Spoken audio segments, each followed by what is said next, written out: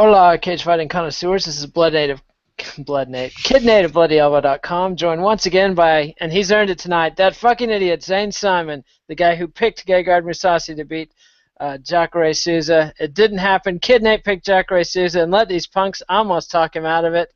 Next time, Kid Nate sticks with his instincts. What the hell happened there, Zane? How'd you think that a guy with no takedown defense, whose biggest asset is his guard game, not his stand-up game. I mean, obviously his stand-up striking game, but I mean his standing-up game is execrable. A guy whose strategy when taken down is his excellent guard is going to do against one of the best jiu-jitsu top control men in the history of jiu-jitsu or MMA. Like, let's do the math. In retrospect, are you sad and sorry? Have you learned a lesson? Have you learned to respect Kid Nate? I have not necessarily learned that at all. In fact, I don't think that that's something I'm all that eager to learn. But But see, that's why you're going to keep making bad picks like that. Listen to the but old the man when he's thing got a that feeling. I'm just I having some brown drink here. First uh, drink of the evening, by the way.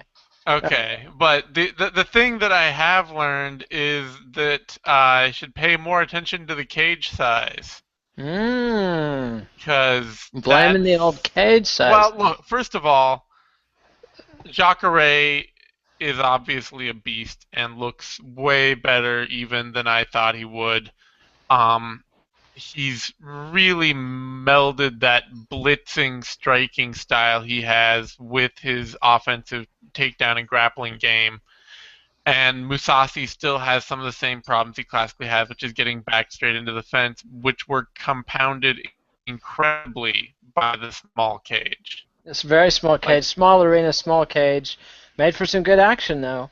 made for some great action, and it was a lot of fun, and it was, it made for a good night of fights, but it also, I mean, I think that fight in particular, it was definitely one of those things where you could see that Mousasi, of the many things he was struggling with, that was definitely one of them. That Yeah, he had nowhere to run, nowhere to hide, but I've got to do a better job of introducing the show.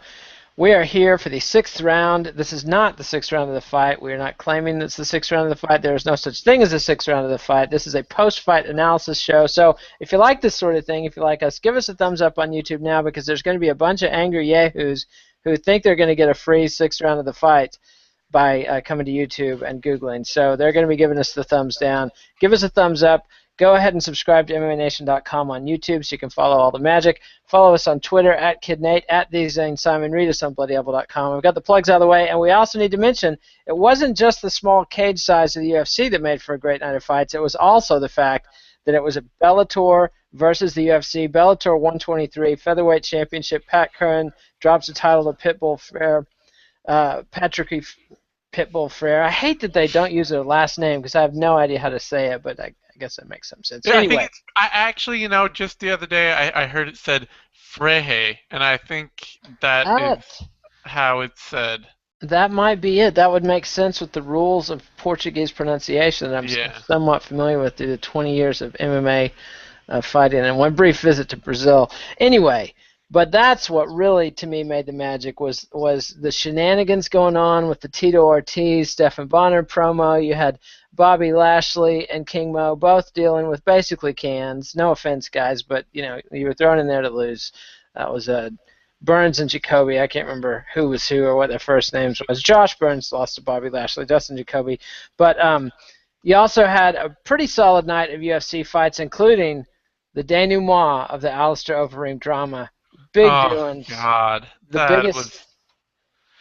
that How was can you be bummed? I mean, I mean, Big Ben I'm not Rothwell is bummed living the life. because I'm not bummed because I'm holding some flame for Alistair Overeem, or holding some candle for Alistair Overeem. But I hate to see I don't. I'm never one for I'm like. holding a big candle that says anti-inflammatory on it. That, like the injections, says quack doctor, allegedly quack doctor from Texas. Yeah, I'm never one to see, like, I don't love the whole, like, chaos thing. I always like to see the more skilled fighter win. And Alistair Overeem is the more skilled fighter that never wins.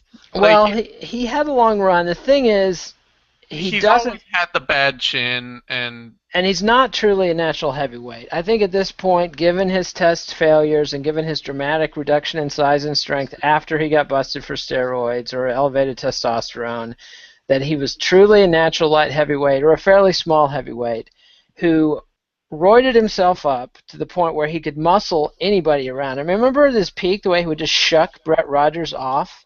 yeah, Like, I think that Overeem would have been able to just shuck Ben Rothwell off and toss him around. And this Overeem couldn't do that at all. And once he was there, once he couldn't toss Ben Rothwell around, then he's in the cage with a guy who can hit harder than him at range, and he has no chin. yeah, or not even harder. But I mean, like not Brett Rogers. Yeah, I mean, Ben Rothwell. Like I said this on Twitter. He's basically like a cinder block attached to one of those Sky Guy wavy arm things. Like it's just like a brick on top of a windmill, you know. Yeah, there's not a lot of pretty to it, but I expected that Overeem would at least be more technical, even in his takedown game and all that. But he credit to was never that Rothwell. technical in his takedown game. Though. No, I know. But He was credit to technical with his Rothwell. tie plum. Let me put it this way: technical for a heavyweight. More technical. I mean, heavyweight takedown technique is often just like bend at the waist, get your arm on a guy, and then throw him to the ground. Like that's the heavyweight technical takedown. It's true, it's true. But let's run through these cards from bottom to top. We're gonna skip over the Bellator prelims because literally the only fight I thought was going to be on the Bellator prelims ended up being on the main card, which was the Tamden Barncat McCrory return to MMA, and that was a nice little 21-second KO. Oh, that was gorgeous. That was so fun. Like it. I mean, McCrory's one of those guys that like unites nerdy white MMA fans everywhere. Is like, Hey, see, he's I balding could do too. it. Yeah. Like, see, I could get in there and do it, and like it was just so fun to. Camden reads comic books. I read comic books. Hey. Yeah. And it Yeah. was just so awesome to see him come out there and just put a pasting on Brennan Ward, who seems like a super talented bro. You know? Yeah, yeah. I mean, Dallas was complaining. Dallas Winston was complaining. And you're supposed to say, "Let me tell you about that guy." But that's Eugene's bit. But Yeah. Dallas was complaining that was bad matchmaking, and it was bad matchmaking It was. for Ward. But I think it was good matchmaking insofar as a showcase for McCrory. Pretty predictable. I mean, if somebody, if Coker was sitting backstage saying, "Oh my God, I've seen McCrory like in the gym recently. The dude looks like a killer," then it was awesome matchmaking. The only way it was bad matchmaking at all was to me, honestly, for McCrory coming back as somebody who fans, who's been like a fighter fans like, to give him somebody who just came off a title shot. Like, Yeah. that looks like he's going to get wrecked. He hasn't fought in 5 years. But, to me, I think it's awesome. I mean, if Coker sat back and said, "I've seen McCrory lately, dude looks like he can immediately contend for our welterweight or middleweight division," then... Yeah, it's hard to say. I mean, I don't know. Since Ward was not part of the Coker years, perhaps Coker felt no loyalty. I don't know. Thinking about it in those terms, it wasn't a deliberate squash match. Maybe it was a squash match in the other direction. But either way, it worked out for McCrory and for the fans. And Brennan Ward will probably be back. I think he's got 2 straight losses, but one of them was in a title fight, so we'll see. But then again, I don't care about Brennan Ward. No offense, No. I don't think many fans do. So No, nobody does. I mean, Bellator isn't building name value out of their tournaments. These guys, the first couple years they were, but they ceased. the first couple years, but yeah, for the past few years, I mean, they had all these tournament champions stacking on top of each other. Nobody knew or cared who was winning any of these things. Nobody had any name hype off of them at all. Nope. And so you might as well be matching up fun fighters, and it's, this was a great matchup for that. And like I say, I mean, if McCrory, like, their middleweight division's paper thin, so they can put him in another couple fights or something and put him in with Shlemenko for all. He could find himself fighting Tito Ortiz before you know it. There just we like go. Flamenco did. Fighting Tito Ortiz's head.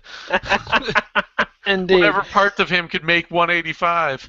All right, let's run through the rest of the Bellator card. You also had Czech Congo demolishing LeVar Johnson. Totally just what we predicted. LeVar Johnson can't grapple, has no takedown defense. He nearly clipped Congo early, but Congo got the takedown That was the immediately. most LeVar Johnson Czech Congo fight in the history of LeVar Johnson Czech Congo fights. It was indeed. LeVar Johnson's got to be going, how did I miss the Butterbean era? Because this is a guy who was born to fight 3-round tough man boxing contests. He was born to fight the Colossus James Thompson, and Yep. those were that was his era. When they were matching up like every 7-foot guy they could find in Pride. Yes. Like, that was prime LeVar Johnson era. Yeah, maybe they can dig up Giant Silva or because Czech Congo, this was his first submission in 11 years. Hey, he's probably had a few in the gym. So since 2003, this is Czech Congo's first true submission. I bet he's tapped out Michael Bisping and Rampage Jackson or Tito in the gym a time or two, but he got to do it tonight. First round, 3 minutes 27 seconds. Where do they go from here? I don't know. Czech Congo versus Bobby Lashley could be fun. That would be fun. They might as well make that fight. That would be. I mean, like Bobby Lashley looked like it was like the brawl. He looked like Bobby Lashley. It was the brawl for all reignited. That was what that fight looked like. That was Bobby Lashley demolishing Josh Burns. Second round submission. It looked for a second. It never quite looked like Lashley was in the Chad Griggs trouble that he got himself into. He had no trouble getting Burns down. He was dominant on the ground. He was going for the Americana, then he was kind of going for the Kimura. I felt like he was doing better with his key lock or Americana attempts than he was with his Kimura attempts, but the Americana is a very low percentage submission against anybody with any clue or strength. And Burns clearly had some strength, or at least he looked, he looked stout. I'm not gonna. He had a lot of him. There was certainly a lot of him to push around. Indeed. But yeah, I mean, it was like Lashley for a while there. It was like he was going for like classic pro wrestling, like gimmick moves. Crossface chicken wing here. He didn't go for the DDT or anything though. The camel clutch. I would love to see the Boston Crab. There you go. That would be Lashley something. Should legitimately, if they're gonna put him in fights like that, that's the kind of shit he should be going for. I'd almost be entertained by that. They should just make a joke of it. Book Bobby Lashley against guys making their MMA debut. Let him go out there, do the figure 4 leg lock and shit. And then he could just cut promos. The Manoa Man thing that they're doing with him over in Japan right now. Yeah, that would be. I have no idea what that is because I don't even watch American pro wrestling. But you could tell us, what is that? What, Manoa Man? Oh, Manoa Man. I thought that was something that Lashley was doing. No.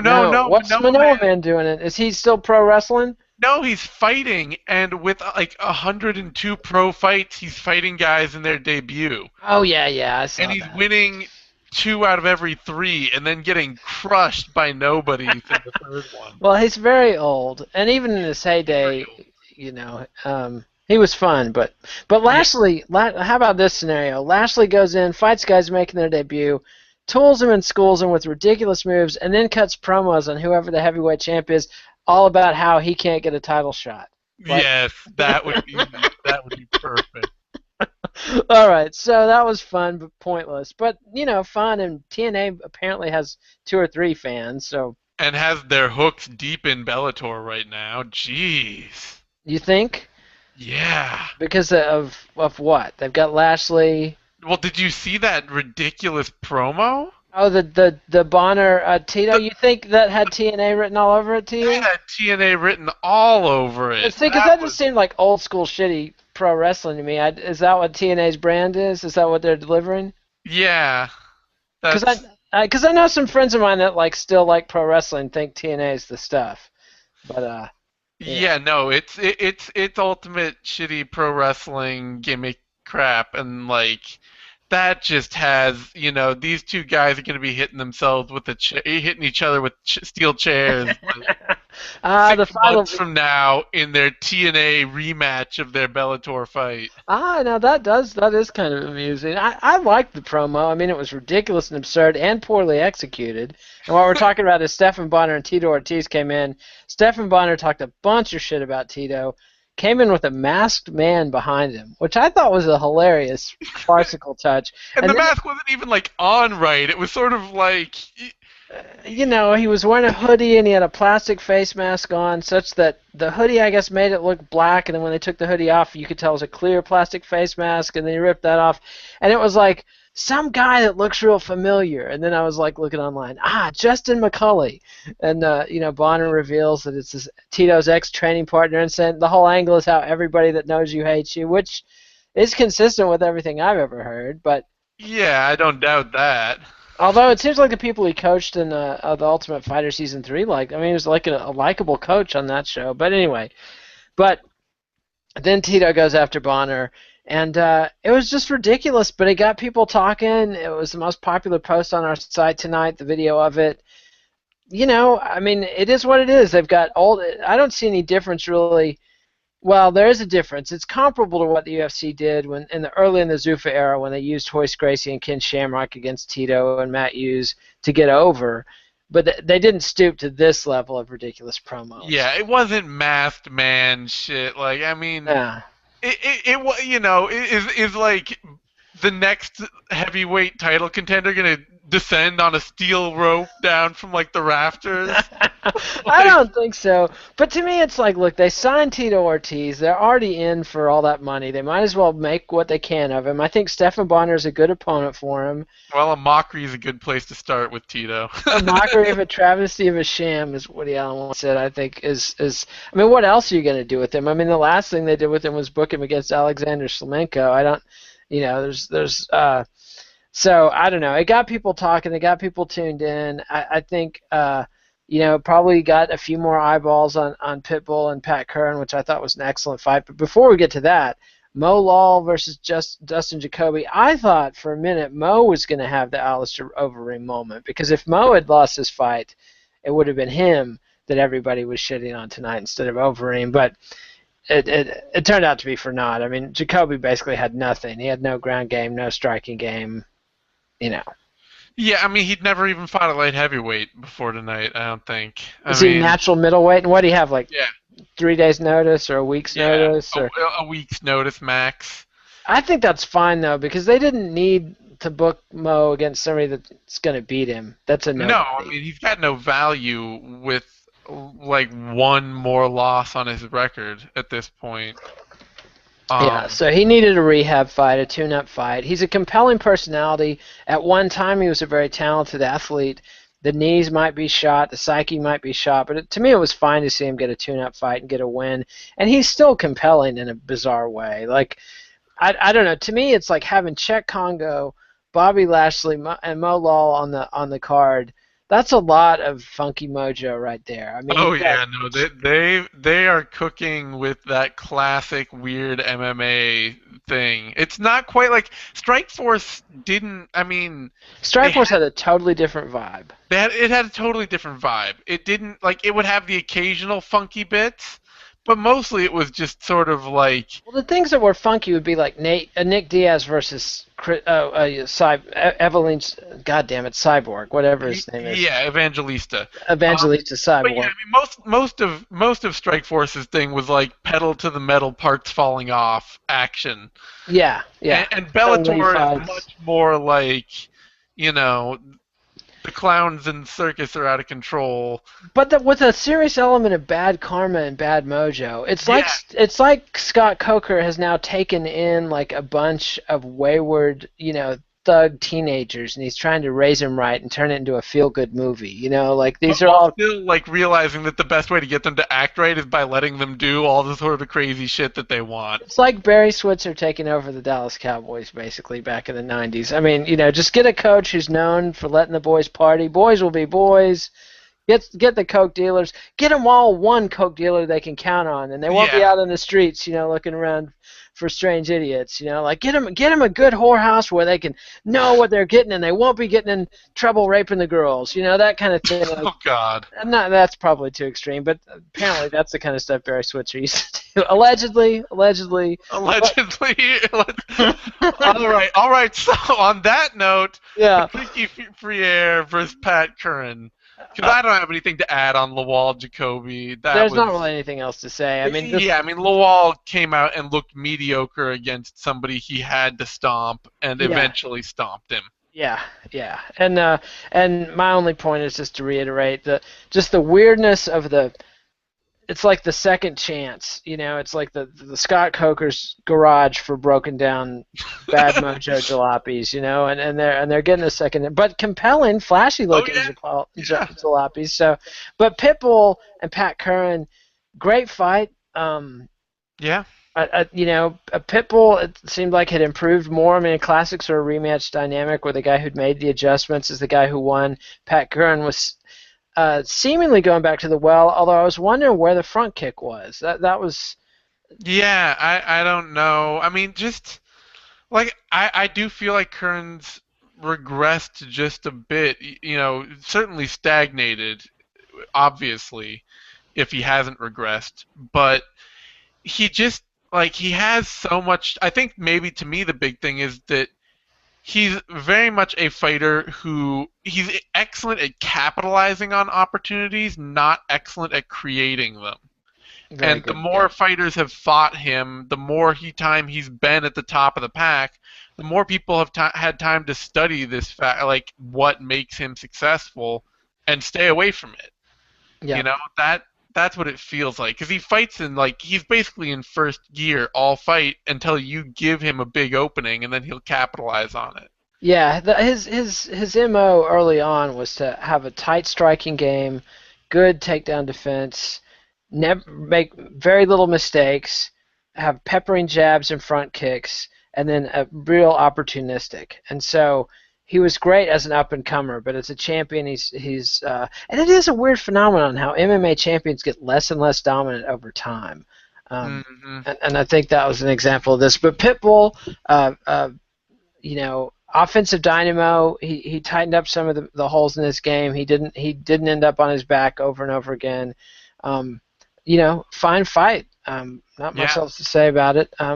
But to me, it's like I was arguing with a kid on Twitter who was all up in arms about how horrible the Tito Stephan Bonner thing is. I'm like, look, a year ago, nobody would have watched this card. Like, just nobody would have been watching it. The Pitbull and Curran fight could have been just as good as it was, and no one would care. But this year, because of Scott Coker, because the UFC decided to go head-to-head with them, people are watching and talking about it, and because of the Tito and Bonner ridiculousness, people are really paying attention. Maybe that overshadows Pitbull and Curran to a certain extent, but at the same time, it's getting eyeballs on him, and I think it's very interesting that in this instance, the UFC was like, Bellator set the night, we're going to have an event in Connecticut Friday, September 5th. Then UFC suddenly announces, oh, we're also going to have one. They said it was coincidental. Dana White's claiming it, we don't even pay attention to Bellator, and it's a completely patently ridiculous claim. They're having a Friday night fight when they usually have Saturday night fights. They're having it in a very small arena when they're using the small octagon, very atypical UFC plan. But now this time Bellator is going after the UFC by announcing they're going to have Tito versus Bonner on the same night as UFC 180. I think it's genius. More people are going to watch that card. It'll be free on the night of a big UFC pay-per-view. It'll be the same dynamic. People will be on Twitter, they'll be on Facebook, they'll be talking about the UFC, and they'll be talking about Bellator. Yeah, the parts of me that want to have, like, class and standards and all of those good things that I pretend I aspire to. You're a semi-professional cage fighting vlogger, so... I know. You say it, and I hear the words. But, and that part of me is just like, I was already actually interested in the circus fight that was Ortiz-Bonner. This makes me slightly less interested. But the rest of me knows the masses the MMA fan masses and does not see this as any kind of impediment to their enjoyment of the fight. No, and I think the X factor is what other fights will they be able to put on the card, and can they put some guys on the card? Can they get somebody like Tamden McCrory on there to have a showcase fight? I mean, the thing is, the reality of this fight card is you had one, you had Pitbull versus Curran, which those guys probably aren't going to get any bigger, but they're totally respectable. They delivered a quality fight. You had King Mo, Bobby Lashley, and Chet Congo, all of whom are pretty much been there, done that guys, but they're familiar names to MMA fans with stories people care about. And then you had Tamden McCrory, who comes out and just kicks ass, and I think people are going to be like, I remember that guy. Yeah, I mean, you had three names in squash matches, and you had one really competitive fight, and then you had one fight highlighting actual up and coming talent. Yeah, and so it will remains to be seen who they'll put on the card. But who's the guy, the welterweight guy, the kind of karate stylist that was on the pay-per-view card that would never get into the tournaments? British guy. On the paper, oh, yeah. MVP Michael Page. Yeah, Michael Page. Like if they can get Page in there on the night of the Coker Bonner. might be better at that. That would be his big thing because I mean I think the Page thing was that he was trying to desperately stay out of the tournaments. Yeah, And, Coker and will feature that kid. He'll give him fights that will be tests for him, but will also show off his style to best advantage. yeah, And get Page in there. I'd have to look at the roster and think about it, which I'm not interested in doing. But we'll do that. I'll just look forward to seeing who they think throw. Bellator purposely punished Page by keeping him on. I kept him on the undercard because of his refusal to go into the tournament. They absolutely did, but he's very smart to do that. But then they put him on the pay-per-view because they just had a limited number of cards in the deck. But now I think they'll be able to feature him, and it'll just be interesting to see what other cards Coker can pull out of his sleeve. But now we can turn to the UFC fight card. We talked about Jacare versus Mousasi, and just to reiterate, I was the one all hyped up on Jacare. He delivered. Looks like an excellent threat to Chris Weidman. Yeah, I mean, I think he's a competitive threat, and that's the most important thing. Even if I'm not necessarily seeing him win, Weidman definitely has a style much more designed to beat Jacare than Weidman is basically Jacare 2.0. he's bigger. He's a better wrestler, better striking. Yeah, he's got all the parts that Jacare has, and yet he's more athletic and bigger. And his striking game is much more technical. Yeah, his striking game is much more technical. But again, it makes for a great title fight, maybe in Brazil.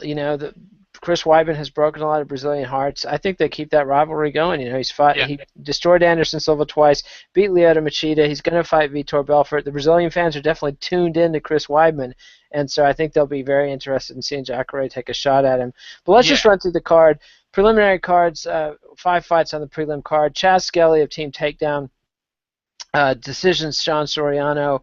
Pretty impressive performance for Chaz Skelly. I believe it's a new UFC record for the 2 wins closest back-to-back. Like, what did he win, 13 days ago? Yeah, 13 days ago. That is a monumental feat for Skelly. I mean, because of this, people aren't. It's also really irresponsible matchmaking on the UFC's part, but it's totally irresponsible. Reports from the cage side were that Skelly couldn't even walk out of the cage after the win.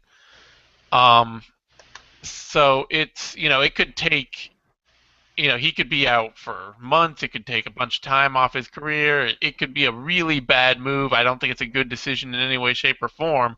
No. But it is a monumental athletic feat for him to come in and take on 2 guys that people now are going to kind of not even realize how good the fighters he just beat were. Yeah, because he looked so awesome, and he's got an interesting style because it's a throwback style. It's a submission-based style. He's a good wrestler, but great scrambler. I mean, just really great scrambler, and he's really great at making the split-second decisions and making the right one.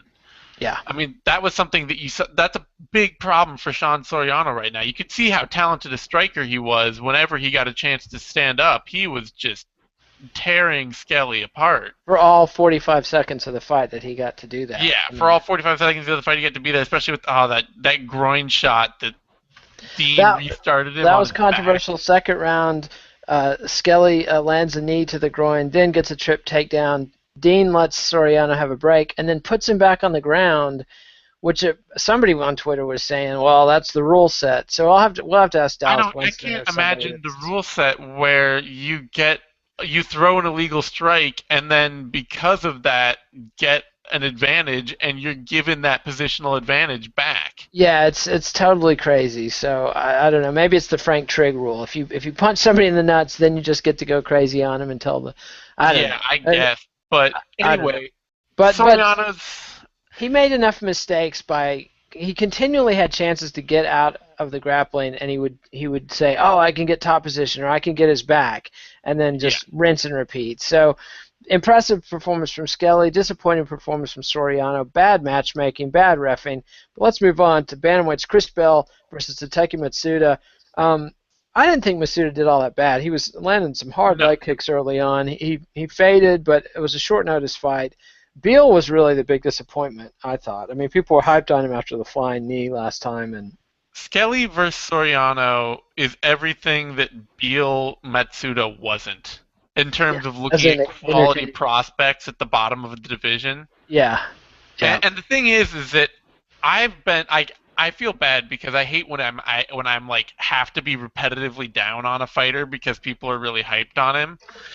But I have been forewarning caution of hype towards Beal for a while now. For a guy that comes out of a boxing gym, same that's fight camp as terrible boxing. Yeah, same fight camp as Tony Ferguson. He throws he does not throw combinations well at all. I think as Wyman noted that he lifts the wrong foot when he punches. So he lifts his right foot when he throws his left hand and his left foot when he throws his right hand. And what that means is when he throws more than two of them and comes forward, he just gets really wildly off balance and ends up just swinging wild. And he keeps his chin straight up in the air on a straight line when he's throwing, and when he doesn't move defensively at all. He doesn't check leg kicks. yeah. He basically got crippled in the first round, and Yeah, so just a bad performance. We can move on. He took the unanimous decision win.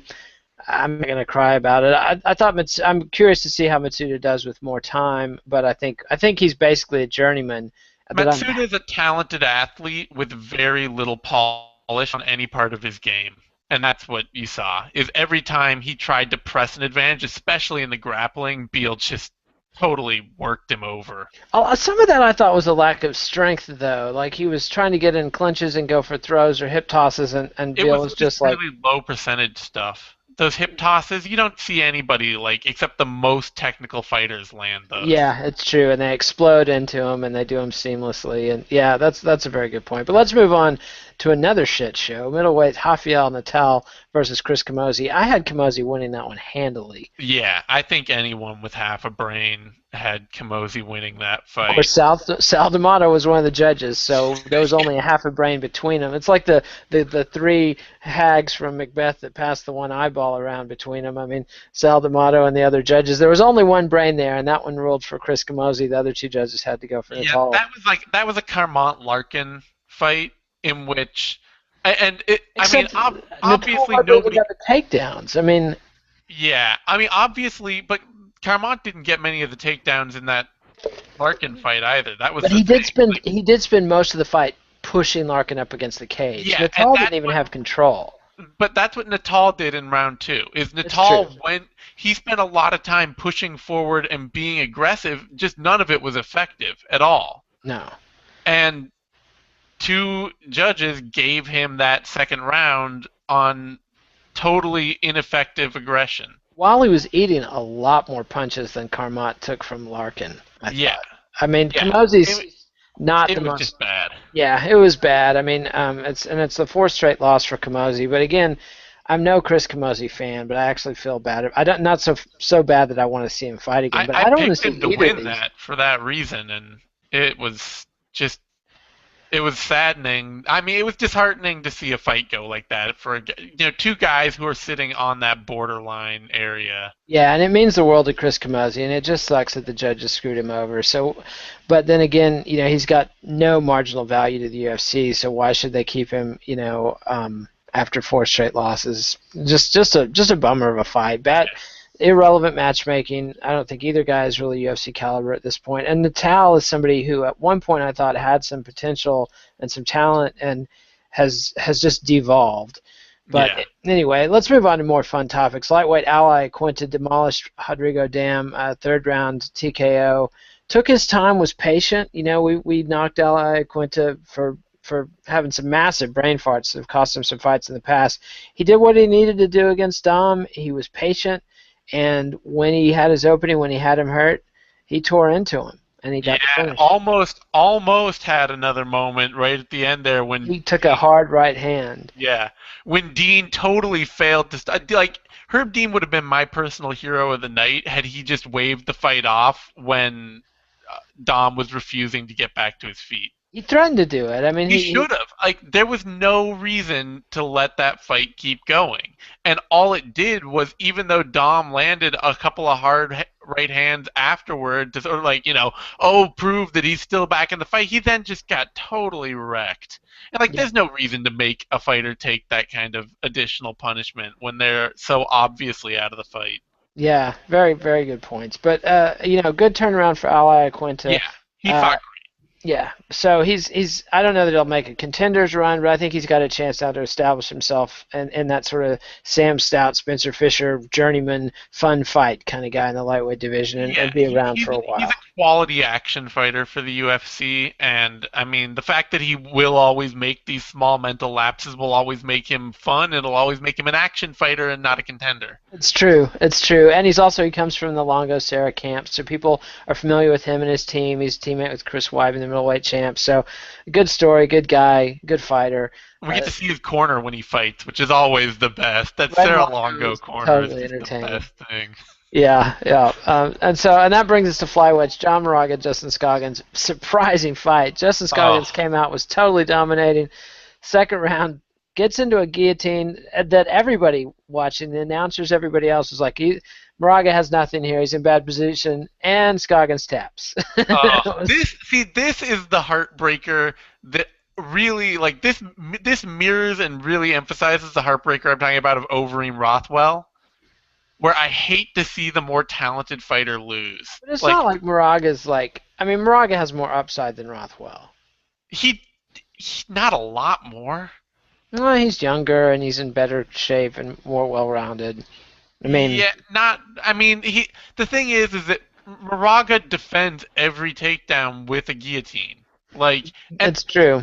It worked for him tonight. It worked for him. It's a terrible way to defend takedowns, but he has now gotten 2 wins based purely off his squeeze. Hey, it's clearly a remarkable squeeze because Scoggins has some good skill, and that was. You could tell Scoggins was just like, oh, you're not going to get me with your guillotine, jackass. I'm going to take the takedown. I'm going to go with the percentages here. And then he suddenly belatedly realizes, holy shit, this guy has a tight squeeze. Tap, tap, tap. Big, 2 losses in a row for Scoggins. But I think he's young enough. He can recover from this. Definitely a learning experience. Ton of hype on this kid. He's, 22? Yeah, the fight didn't say anything bad about him in my eyes, except that he didn't realize when he was in trouble. That's the bad thing it says, is that he needs to, realize that there are people that can hurt him. I think he's had a lot of confidence all the way through in his UFC run, and sometimes that can be trouble. Sometimes that can be a problem when you just don't realize that guys can put you in danger. So this is maybe that wake-up moment for him, but it shouldn't send him, it shouldn't send him packing or anything like that. I think the one problem is that flyweight is a relatively thin division, and it's also a hyper-competitive division. Yeah. There really aren't a lot of chumps at flyweight. No, there are no easy fights for him to fall back on. No, and so it's definitely going to be a come-to-Jesus moment. And the thing is, Flyweight's such a thin division. If you wash out of the UFC, like, who are you going to fight on your comeback? Yeah. I mean, they've basically absorbed the division worldwide. So, a lot at stake in Scoggins' next fight. But I'm glad to see Moraga get the turnaround. I think he's an action fighter at flyweight, and I don't know. I don't know. I'm for his sake, I'm glad he got the win. I would love to see him be more competitive in his next fight, show some more development. It's just, for me, it seems like he's got this submission game off his back and a boxing game, and that's it. Like, he doesn't have any of the other skills blending those together. He doesn't wrestle offensively well. He doesn't wrestle defensively well. He doesn't No kicking game. It's just like, it's so little to get by on, and I want to see more out of him than that. Wouldn't you like to see him against John Lineker, though? Sure, that'd be fun. See? I mean, so if McCall drops out, which he very well could, let's give... I mean, you saw his hand the other day. You posted the horrific infection on his hand. So, Moraga versus Lineker could be quite fun. But, and that brings us to the main card. Lightweights, Joe Lozon and Michael Chiesa. I thought it was very telling and kind of good for the UFC that there was a really sort of shocking and appalling but effective promo for King Lal about dick riding, featuring our colleague Luke Thomas, former Bloody Elbow editor-in-chief, now with MMA Fighting. And, Luke, one of my best friends, definitely best friend in MMA, total massive respect for Luke, but he's like a very serious person. Yeah. Very professional, and he did a very good job. He didn't know he was shooting footage for a dick riding promo. I'm sure he didn't. I've actually, I've actually gotten, I've done some other stuff in my journey through working around MMA, and I've gotten to transcribe full interviews for him, doing all the Bellator stuff. Yeah, they shoot an hour of shit, they shoot to get 15 seconds, and he wasn't talking about dick riding or, I mean... Yeah, I mean, they probably could have asked him about it 3 different ways, 3 different times, and one quote where he actually ends up talking about it ends up making the promo. Yeah, but but anyway, so they do a dick riding promo, and then and I was like, holy shit, that's kind of a funny promo. I saw it before the show online, then I was surprised they put it on TV. But I thought it was a fine promo. But it's Spike. Yeah, but then 2 minutes later, UFC and Fox Sports 1 put on a very heartwarming promo featuring Michael Chiesa's story from The Ultimate Fighter when his dad passed away while he was on the show, and he goes to the funeral and he comes back and fights again.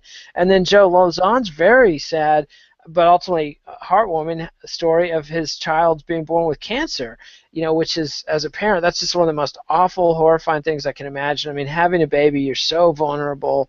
It is such a huge emotional moment in your life, and to have the baby be sick is just, completely heart-rending. So very happy for Joe that the baby is healed. He's been treated. He's cancer-free. But, it was a very effective, warm, touching promo that made you care about both guys. So you're really primed to see them beat the shit out of each other. Yeah, I mean, well, it was kind of a shocking move to me. I was watching. It's just like, wait, why are we actually getting narrative about these fighters beyond a bunch of clips of them knocking out dudes nobody's ever heard of? Well, I think mostly it was just a function of the fact that they had run out of preliminary. But they did it all night. They did it with every fight throughout the card. It's true, and it's because of the competition. Then because they knew Bellator, they're going up against Bellator. They know Bellator does promos, and that to me tells you everything you need to know about competition. It's just like any other relationship or anything. If you're the only guy in town, you're going to be a pretty shitty date. Yeah. Oh, why should I put it on a T-shirt? Bitch can come over here and, I mean, I'm comfortable in my shorts. Buy a couple of steaks and come over and cook them for me. Yeah, exactly. And so, tonight we got to see the UFC showing up with flowers at the door and borrowed Dad's nice car and, let you pick the movie. It was or picked a movie you wanted to see. So it was great. And I thought that did show a little bit of the brand distinction, and I think that's a healthy brand distinction. Oh, yeah. Let Bellator be the farcical, say anything kind of fight promo, which I think is fine. I mean, this is Oh yeah. cage fighting. This is not, painting the Sistine Chapel or solving No. nuclear rocket science problems. This is fucking cage fighting. So let one guy be the idiot and let the other guy be the more sporting, more human, more well-rounded, which is fitting. The UFC should be that. They are the Yep. champion. They're the top promo in the They've sport. got 550 fucking fighters at this point. Like, they have enough talent drawn up out of the world to be non-competitive with everybody else in terms of talent. Yeah, and so, but if they're going to make the mistake of counter-programming somebody they didn't need to, it's good that they put their best foot forward, and I like seeing it. So it was a nice treat. And then the fight itself was very excellent. Disappointing because it stopped in the second round, 2 minutes 14, due to a cut over Michael Case's eye. But to me, it's a clean win. Joe landed those knees, opened the cut, No, fair and square. Case wants a rematch. I'm fine with a rematch. I don't think Joe Lozon's at this point not going to be a contender again. But it was a great fight, great scrambles, great action on the feet. I feel like the better fighter won. Yeah, whatever Chiesa may think, that fight did nothing to hurt his stock. Oh, no. Like, he may hate taking a loss there. He's been notably bad about taking losses in the past. But that fight did not hurt his stock at all. And, maybe a year from now he wins it. That's where he is. Maybe he has to win one fight in between, and then they rebook Lozon Chiesa 2 as a big, fun, hyped up, scramble-filled match. But it was a great fight. Yeah. Definitely. It was really good, and I felt Joe Lozon was just that much more experienced, that much meaner, that much more opportunistic. There was a knee to the body in there that was just pure. I wouldn't say just pure instinct. It's instinct plus experience that Lozon has. Michael Chiesa is getting. But then the next fight, heavyweights, Matt Mitrione and Derek Lewis. Now this was fun. 41 seconds of mayhem. Matt Mitrione, Derek Lewis called him out. Lewis had a ton of hype going in behind him. I never bought it. Mitrione showed why. And I didn't bring this up on the Vivisection when we were talking about this fight. But I've always wondered, here's Matt Mitrione. This is a guy who played on the line in the NFL, which is essentially sumo wrestling. I mean, it's 300-pound guys hand fighting and pushing off against each other. And yet Mitrione has always looked terrible in the wrestling aspect of MMA. Not always terrible, but never that great. For once, we finally saw, this is what he was good at in the NFL, because they both hit each other with forearms, and Mitrione's forearm and punch was just a lot stouter than Derek Lewis. It wasn't actually a forearm, though. They called it that, but it was clearly a tiny little uppercut on the inside that he It's came true, in with. but then the forearm shove is what sent him flying. But the thing with Mitrione, the big thing I saw and that I continue to see is that the Black Zillions are no longer a joke camp, and they can't be treated like one. Yep. They have taken Matt Mitrione. When he was at Alliance, he was basically a bouncy castle with massive power. He would just hop around the cage, flailing his arms out there, and everybody would be like, "Oh, look at Mitrione. He has zero technique, hits hard, and is your prototypical MMA heavyweight. The guy who gets knocked out by Roy Nelson, just like every other prototypical MMA heavyweight gets knocked out by Roy Nelson." It's true. Or wrestle mugged. Yeah. And he can still get wrestle mugged because the Black Zillions. I don't know that they're training the best, well-rounded fighters. Certainly, Sean Soriano's fight would tell you that they're not. But what they are training is seriously technical kickboxing that very few other camps can replicate. And Mitrione, he may not be. I'm not saying that he's some kickboxing wizard right now, but he's got smooth technique in his hands and in his feet, in terms of how he throws his kicks now, in terms of his footwork, and in terms of knowing what strikes to throw when and how to throw them properly. Yeah. That was, is continuing to improve for a guy of his age. It's good to see that. So it was a fun fight. Yeah. A little bit of a step back for Derek Lewis, but unlike flyweight, there are plenty of schlubs at heavyweight that Derek Lewis can walk in and just paste and get back on track. And I think it's a good corrective for the kid and for his fans to just, welcome to reality. You're not the second coming, and you're going to have to work hard. And I think Gatekeeper's probably, I don't know. At heavyweight, it's so thin. He could Well, find he's himself. only 29, which for heavyweight is like baby, you know? Yeah, that's He's true. young for a heavyweight, and he's never fought any fighter before who not only could throw technically but throw with power. The closest he came to a technical striker was Guda Inasench, and Inasench is a natural light heavyweight, and he tagged Lewis up, but Lewis just walked through him and then put a hand through his face. That he did. That he did. And so anyway, good, valuable lesson for the kid. And so he's a good guy. Seems like a fun fighter. Seems like a good guy. So we'll see. But that brings us to Ben Rothwell and Alistair Overeem. 1 round, 2 minutes, 19 seconds. Overeem seemed nervous right from the get-go. Like Yeah. I think he lost his confidence thoroughly. I think the getting popped for testosterone levels was the big blow. But then the back-to-back KO losses to Bigfoot and who was the other guy that knocked him out? Travis Brown. Travis Brown. But at least in those fights, though, Overeem was physically dominant, even though that was post-roids. This is, I mean, I don't want to pin this on this necessarily because Overeem's always been so hit or miss, so up and down, so many problems with his chin and with proper defense and all that. But what I saw out there tonight did make me wonder just a little bit about the Jackson Winklejohn striking as like training and how well they technically train their guys to strike. Yep. I In the believe same way, Connor Rubish has called out Winklejohn repeatedly for bad habits that he inculcates in his yeah, I mean, fighters. well, you look at like Travis Brown versus Fabricio Verdum, and Brown made Verdum look like the next Muay Thai god at heavyweight. And That's and true. like there is this feeling that they just don't teach like ground up basic technique, and what you did see out of Overeem when he was with the Black Zillions, more or less, was that he was reasonably technically proficient, even though and then he would just shut down like he always did. I mean, that's the thing, is that Overeem's so inconsistent. I can't pin this on Jackson Winklejohn, but he did not look good at all out there. No. He He didn't didn't look look ready. confident. He didn't look confident. He didn't look physically strong. His technique was bad. And for Rothwell, it's not like it was a dazzling performance by Rothwell. He looked fairly intimidated as well. And the key punch was a punch behind the ear, which always has a little bit of a fluky vibe to it, because you're not aiming there, and it has Yeah. devastating impact.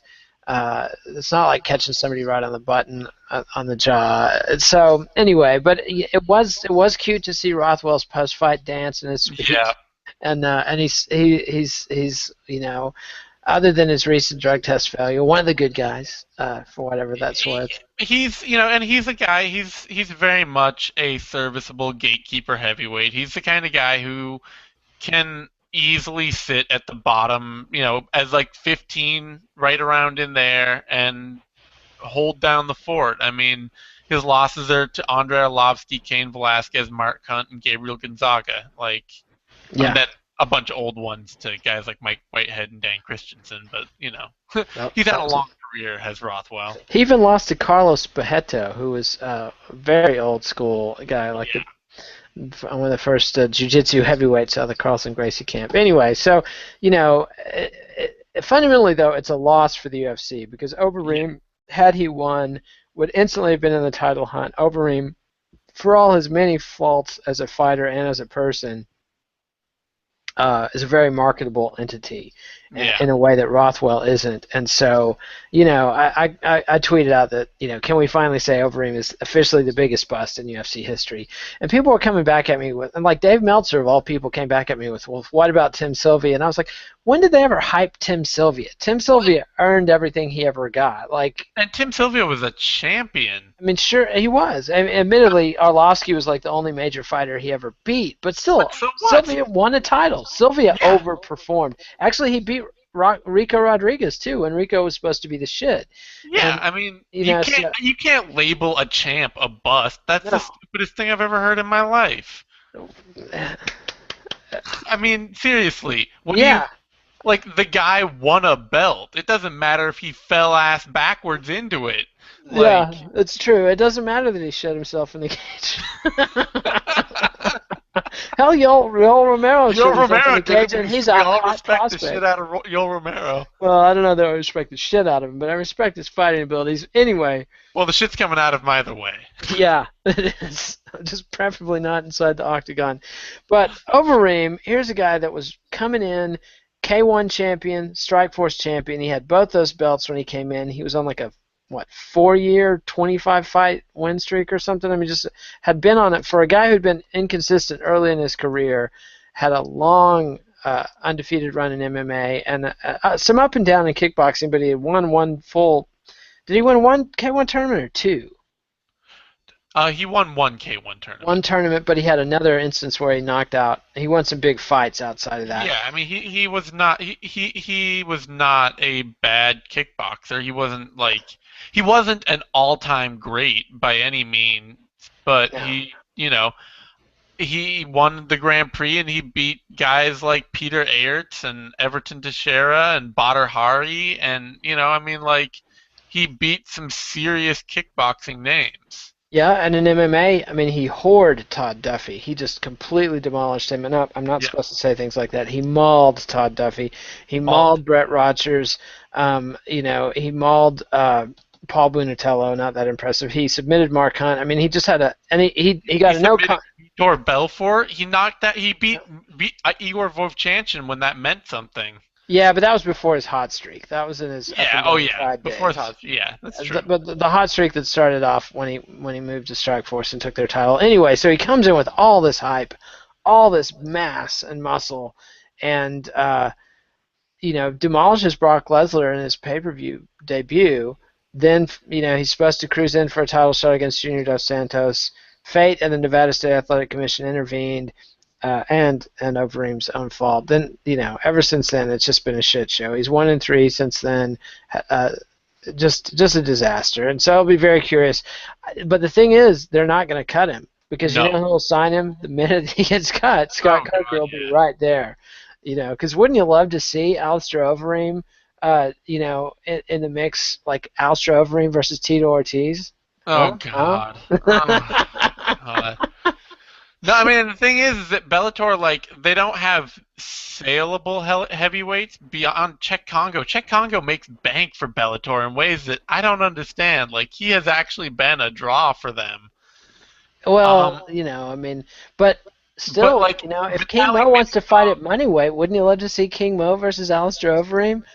yeah, it would be weird. I mean, I'm just saying, like, they could actually put him in some legit fights against guys like Minakov and Volkov if they immediately wanted to turn around and, like, put on something that would be legit for him beyond the circuses they could put him in after he lost those legit fights. Yeah, although I think I'd have to think he'd win those fights, but He just it's lost to Ben Overeem. Rothwell. You're telling me that Vitaly Minakov is less good than Ben Rothwell? He's got less one-punch power. But I don't know. I could easily see Overeem losing both those fights. So anyway, but that Yeah. brings us to the main event. Jacare Souza demolished. He didn't demolish Gegard Mousasi, but he utterly dominated him. He utterly dominated him. Mousasi did nothing in this fight. No, he had nothing. And in retrospect, I'm sure Conor Rubis is feeling sad and sorry, sadder but wiser, just as you are. In retrospect, what was he going to have for him? I mean, he has no takedown defense. His takedown defense looked all right for the first couple minutes. I think I mean, Wyman really pegged it better than most of us did, which Well, is, he's a better analyst than most of us. yes, he's a better analyst than most of us. I will gladly front that. Connor is generally one of the best analysts, but Wyman is very, very good. And you're Wyman is very good very, too, very. but Wyman's But excellent. Anyway, go on. anyway, Wyman pegged the whole. I mean, Wyman also picked, what was it? He picked Big Nog to beat Roy Nelson. So No, I'm not, let's not get too far ahead of ourselves here. But anyway, he correctly showed that pegged that Gegard Mousasi's takedown defensive hole is when he gets backed into the cage. When he gets backed into the cage, that's where his takedown defense lacks. Yep. And in a smaller cage where he had less room to scoot out, his takedown defense was actually good when he was out in the middle. He ducked away from a bad shot by Souza. He Yeah, the shot, first shot, Souza looked terrible. I mean, yeah, that was a really he bad ducked shot. Souza when Souza got deep on his hips. He stopped him. And then he got back into the cage, and Souza was able to grind him away and grind away and grind away, and then suddenly he was down. He went for those stupid elbows, like they're elbows that they're really like you have to know you're gonna knock the guy out when you're throwing those elbows to the temple because you are automatically giving up a defending hand. Yeah, it's one of those moves though. When you're positioned to take it, it's a high risk move for both guys. Yeah, Like when you're in the position where you're vulnerable to those elbows, you could very easily get yourself knocked out hunting for a takedown. And if you're the guy throwing the elbows, if you don't get the knockout, you're going to be on your ass. yep. So And he went for him. He did not get the knockout. He was on his ass, and that and then the second round came and Jacare just had him pegged. And the weird thing was is that Jacare had him pegged for striking. That yeah, was once he got his confidence and got his feet under him, then you saw some phase shifting. The yeah. second round was more like what I expected Jacare to look like throughout the whole fight.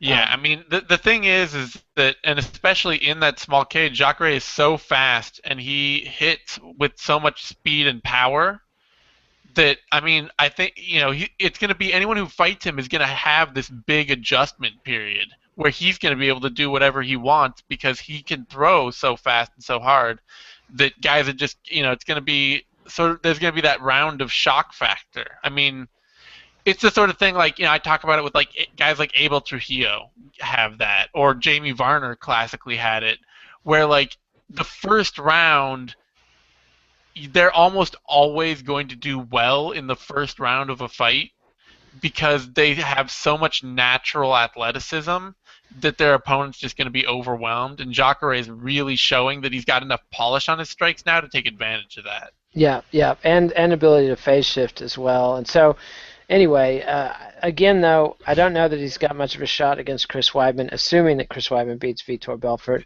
The But only shot I see there is that Weidman does have zero fear of going to the ground. yeah, but the thing is, Weidman's also likely to be on top, and Jacare's not. I mean, he's got an excellent guard game, but his game is predominantly a top control game. So Yeah, but I mean, Jacare on the ground is always, yeah, like he's dangerous to sweep. He's dangerous to do all sorts of things from that position.